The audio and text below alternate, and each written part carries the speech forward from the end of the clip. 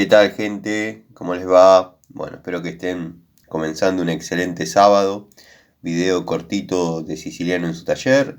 Creo que hoy va a haber maratón, seguramente sí, vamos a ver.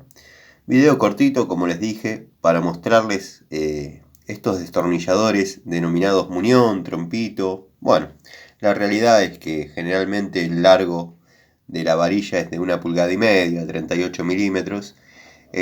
Bueno, la utilidad es muy variada. Se necesitan, recuerden siempre tener en la caja de herramientas un equipito de estos.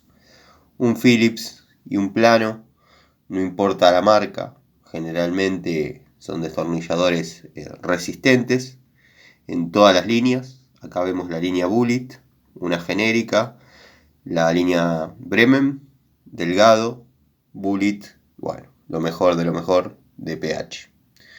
Les mando un saludo, les recuerdo la importancia de esta medida de destornilladores que entra en lugares donde ningún otro entra.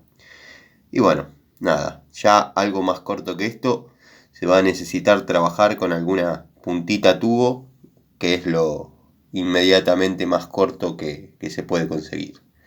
Les mando un saludo.